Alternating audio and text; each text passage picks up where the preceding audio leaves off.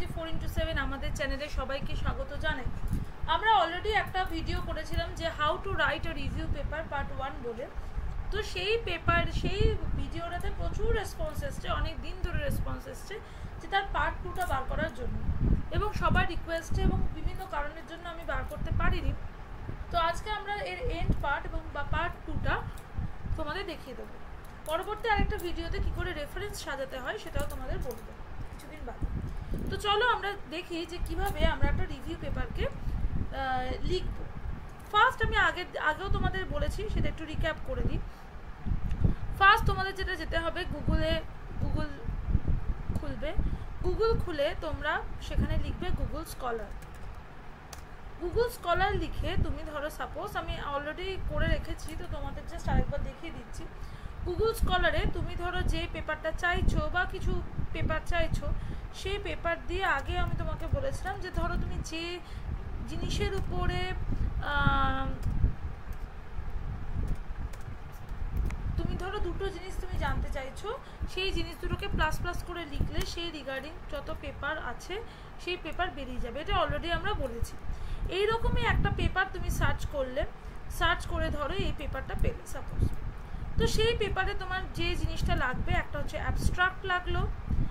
Second তোমার আমি আগের ভিডিওটাতে একটুখানি ফলো করলে বুঝতে পারবে যে অ্যাবস্ট্রাক্ট একটা ভিডিও লাগে, সেটা দিলে তুমি পুরো কিসের উপরে কাজ করেছে, কি হিসেবে কাজ করেছে সেটা তুমি জানতে পারছো। তারপরে তুমি একটু ইন্ট্রোডাকশন পার্ট নিলে, তারপরে একটা পেপার লেখার সময় তার ইন্ট্রোডাকশন কীরকম হওয়া উচিত সেই নিয়ে তুমি সেখানে কিছু জানতে পারবে। দেন তুমি ইন্ট্রোডাকশনের শেষে দেখবে, সব ইন্ট্রোডাকশনের শেষেই লেখা থাকে সেই পেপারটার মোটো কি, সেই মোটোটাকেও তোমাকে তুলতে হবে যে এই মোটো আমার এই পেপারটা আমি এই কারণে করেছি যে তার মোটো এটা, যে আমি এই কারণে পেপারটা লিখতে শুরু করেছি। তো সেইখান থেকে আমি ইন্ট্রোডাকশনের শেষ পার্টে যাব, সেখান থেকে পেপারের মোটো বা এমটাকে আমি তুলে ধরবো, এবং একদম শেষে যাব কনক্লুশনে মোটামুটি সেই পেপার সম্পর্কে কি কি কাজ করা হয়েছে না হয়েছে সবটা তুমি এখানে পেয়ে যাবে।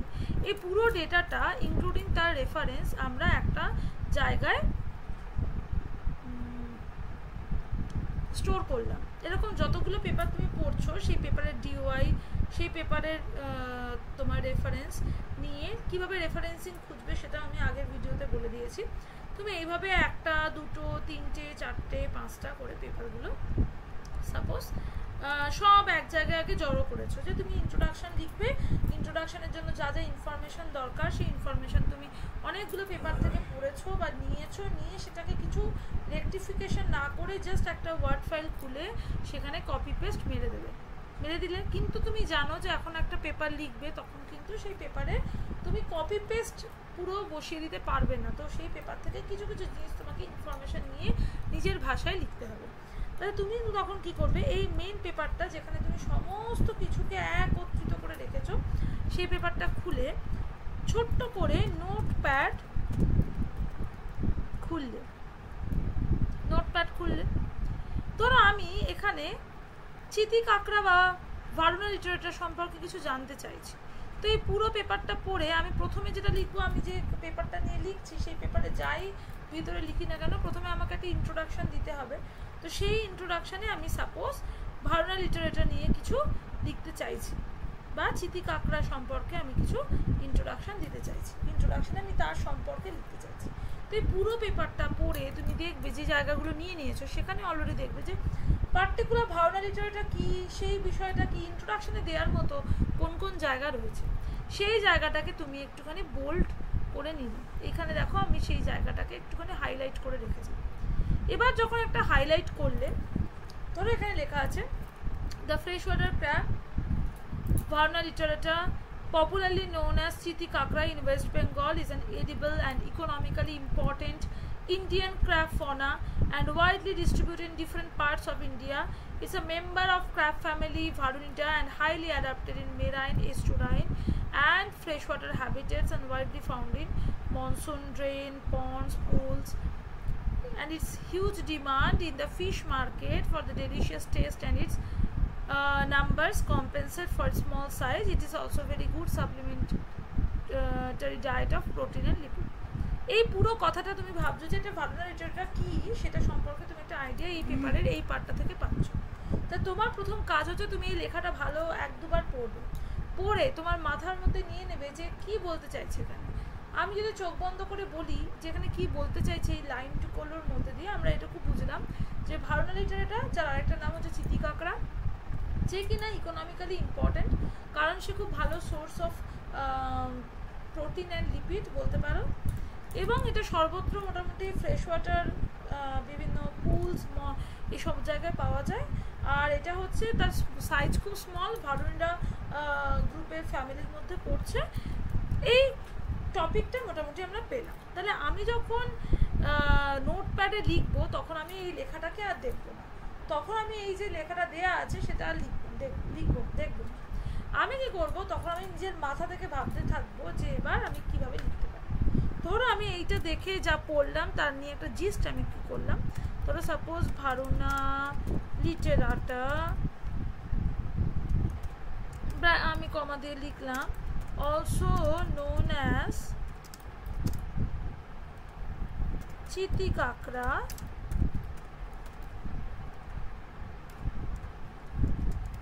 is চিতি কাঁকড়া under Varunida family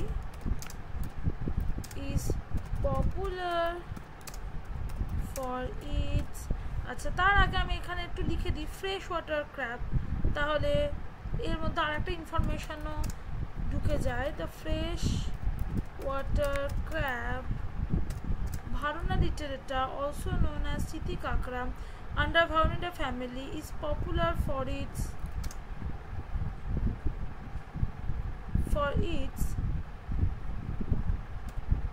delicious taste, deliciousটা এখানে রয়েছে, for its lipid and protein component,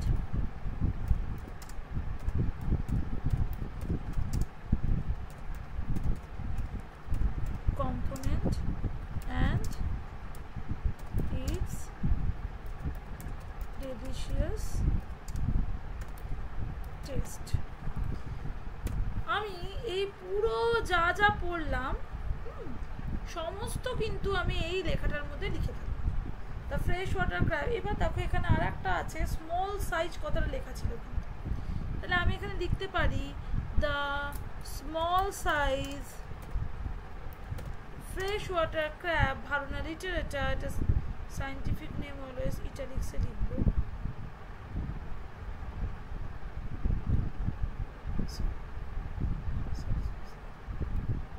আচ্ছা এটা যখন আমি ওয়ার্ড ফাইলে কনভার্ট করবো তখন এটার আমি চেঞ্জ করতে পারবো। অলসো নোন অ্যাজ চিতি কাঁকড়া under Varunidae family is popular for its lipid and protein component and its delicious taste. তুমি এটা আমি জাস্ট তোমাকে দেখালাম যে একটা লেখাকে তুমি নিজের ভাষায় দেখো, এটা পপুলার বলে লিখেছো, is also known as popular লিখেছো, is economically has economical importance, has economical importance for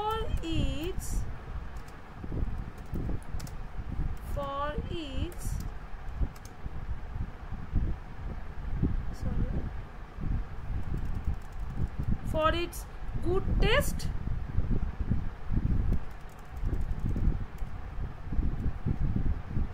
for its good taste and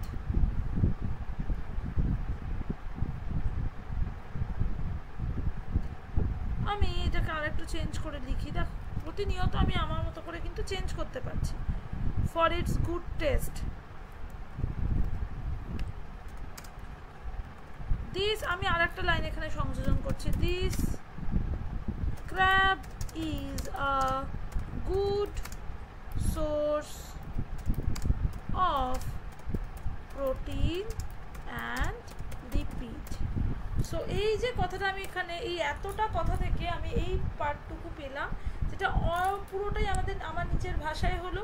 আমি কোনো জায়গা থেকে কিছু আমি এই পুরো পার্টটা পড়লাম, পড়ে আমি একটা আইডিয়া ডেভেলপ করলাম। এইবার তুমি কি করলে, একটা ওয়ার্ড ফাইল খুলবে, একটা ওয়ার্ড ফাইল খুললে, లేదా দুটো ওয়ার্ড ফাইল খুললে, তুমি একটা ওয়ার্ড ফাইলেও আমি দেখতে পাচ্ছি, ধরো এই ওয়ার্ড ফাইলে তুমি কি করলে, এই নোটপ্যাডের লেখাটা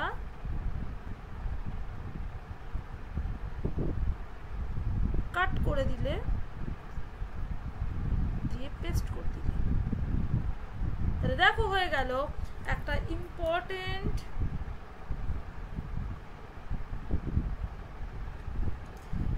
দেখো হয়ে গেল একটা এত বড় লেখা, যার জিসটাকে আমি এখানে ছোট করে কি সুন্দর করে লিখে দিলাম, the small size freshwater crab Varuna litterata. এবার এই ভার্না লিটারেটাকে তুমি ইটালিক্সে করে দাও। Also known as চিতি কাঁকড়া under Varunida family has economic importance for its good taste. This crab is a good source of protein and lipid. এই পুরো লেখাটা এতটা অবশ্যই রেফারেন্সিং থাকতে হবে।